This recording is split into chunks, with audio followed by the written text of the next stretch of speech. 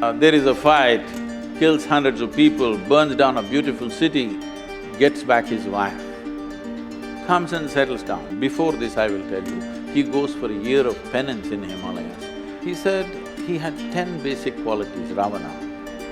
Killing those 9, which were horrendous qualities, no penance for me, no repentance for that.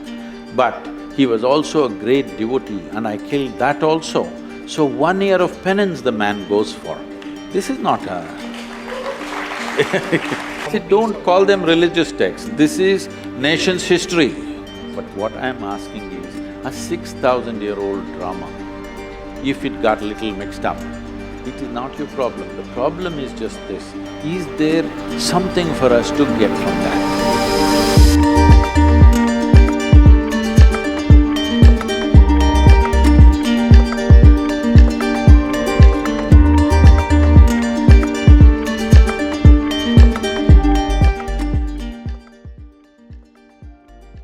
Moving on to the mythology. So we know that Iliad was written by Homer, right? A blind guy, he wrote that there are 14,000 horses. But since we know that he could not have seen it for himself, we believe that there's some sort of historical, storytelling going on there. Would you say, but nowadays, all the scriptures, religious scriptures, are taken as gospel. So should we also believe that there is myth-making in Ramayana, in Mahabharata, and that taking them as gospel rather than just work of literature is wrong? I don't see anybody taking Ramayana and Mahabharata as a gospel. There are certain factions which are… No. They cannot, because they'll get freaked out with confusion. Because there are all kinds of people in Mahabharata, the best sort of man, the worst sort of man, in between every kind of man and woman. Is there over 100,000 characters? How can you make a gospel out of it? So you said storytelling. I don't know if you've seen the byline of Youth and Truth, not the seriousness of gospel, but the playfulness of gossip, because gossip has always been reliable.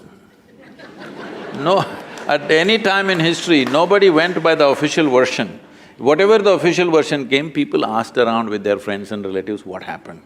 When 5 people said 5 different things, people learned out of their wisdom to extract some truth out of the gossip. But people always relied more on the gossip than the official version, isn't it so? It's not just today, always. However, given that this gossip can lead to a transformation of this truth to an extent where it's lost forever, do you think that's troubling? See, first of all, you are questioning, did it actually happen, right? So we are saying that the same argument which you have given is the argument which is usually used these days to say that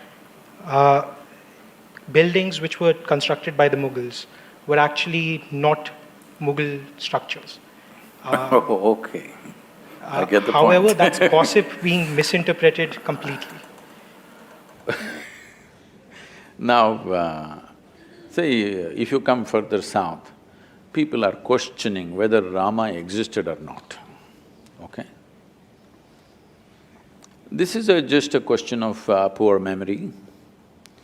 When the entire nation has been talking about it for thousands of years, now the problem is your trust in printed word is more than the spoken word, that is the whole problem. But you must understand, this is a oral culture. We always transmitted most significant things orally. You may think it's insignificant because it's not written, but anybody can write it down. People have written it down now it's a printed word. But now somebody questions, did Rama exist or not? Not in one place, in entire culture, when everybody is talking about the same story with minor variations here and there, it could not have been just made up by all the people. So I guess his point was also by bringing in the Iliad example the same, that the war on Troy did happen, but the fact that Homer says that 14,000 horses were there is clearly not truth. Maybe not. Maybe Ram did exist, but other facts which are… other things… See, we are after all Indians, we invented zero. We have certain freedom in using number of zeros. We're taking liberty with that. Don't… see, whether 6,000–7,000 years ago, whether 100,000 men fought or 10,000 men fought, doesn't make a difference. The way the story is said in this country is not for its facts, but for its truth. You're trying to bring out a certain truth. The fact of it, whether 100,000 men fought, 10,000 men fought, what does it matter? You don't have to manage that war today, it's over. So the important thing is, what is there for me to learn from that, all right? If that's a question mark, we can go ahead with that. I guess that was his point itself, that when you look at religious texts, as you would learn from See, don't call them religious texts, this is nation's history. So let's say if you look at another piece of literature, you would derive learnings from it. Literature is different, history is different. Literature can be fiction. History is written in a dialectical way so that it's always relevant for you. I'm saying 6,000 years ago, whether a man existed or not, what's my problem? Unless he has something to contribute to my life today, isn't it? However, if history has been written and the facts of the history are not clear, then… See, this is what I'm saying. The fact is like this. Suppose 6,000 years ago, Rama had a wife whose name was not Sita. What's my problem? We are not questioning whether the name was… Not only the name, I'm saying, okay, he was not… his father's name was not that, it was something else. He was somebody else. What does it matter We to are me? even questioning the sequence of events over here. You can. How they… See, sequence of events also you can question, but what I'm asking is, a 6,000-year-old drama, if it got little mixed up, it is not your problem. The problem is just this, is there something for us to get from that? That's all the thing is. Now, why we are worshipping Rama in this country is, he's not a super success. He's a serial disaster, if you look at it. Yes. Even today he's having real estate issues, that's why you brought this up.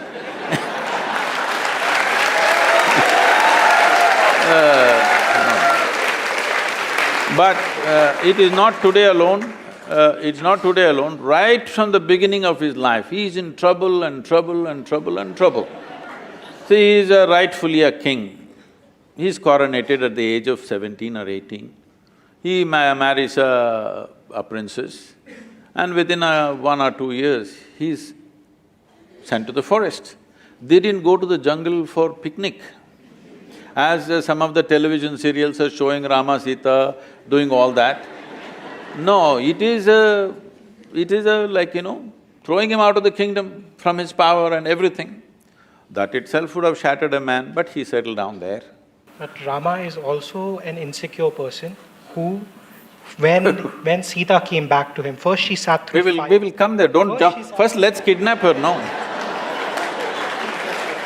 See, now you're changing see, now you're changing the sequence of things. First let's kidnap her, all right?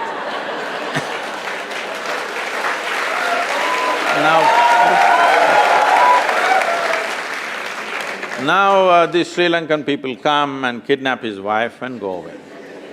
After all, he is a king. If somebody steals his wife and takes her away some 3,000 kilometers down south, there's no GPS to even find out where is Sri Lanka, all right? At a time like that, being a king, he could have found a local solution. There would be any number of women to marry the men, he's a king. But he goes in search of her, not with a big army, just him and his brother, like ordinary people. If a man has to walk 3,000 kilometers down south, not knowing where she is, whether she is alive or dead or what's happened, then she must mean so much to him, yes or no? Otherwise, why would a man walk that distance? Now, he goes there, he forms a Tamil army, don't forget this and then there is a fight, kills hundreds of people, burns down a beautiful city, gets back his wife, comes and settles down. Before this, I will tell you, he goes for a year of penance in Himalayas. His brother asks, "Are you crazy? This man stole your wife and now you're doing penance for his death." He said he had 10 basic qualities, Ravana. Killing those 9, which were horrendous qualities, no penance for me, no repentance for that. But he was also a great devotee and I killed that also. So 1 year of penance the man goes for. This is not a And then he settles down and his wife is pregnant. You must understand, for a king, his wife is pregnant means it's not just about a child, it's a progeny for his empire and there are many things involved. No sonogram, so he doesn't know whether it's a girl or a boy or boys or girls or anything. But once again a political situation evolves where he has to send his wife to the forest, which you are saying is insecurity. Not that part. So we can even begin from the first point in which, after he rescues Sita, Sita has to sit through a fire to prove that she is pure, For whom? so that other people will accept her. Because Rama cared about how people saw him. Rama, when he came back, a random dhobi in your kingdom said that, Sita, I am not like Ram who will keep a woman in my house who might have a child which is not mine. For this, Rama sends away Sita again to the forest. That is the insecurity you're talking about. At any point, Rama wanted his people to love him. No, let's come to this properly. Today in our country there are many kinds of things. I'm asking you, do you want a leader for this nation who puts the people of this nation above his own family and his personal love? I'm asking you. Or do you want a Dhritarashtra, at any cost my son?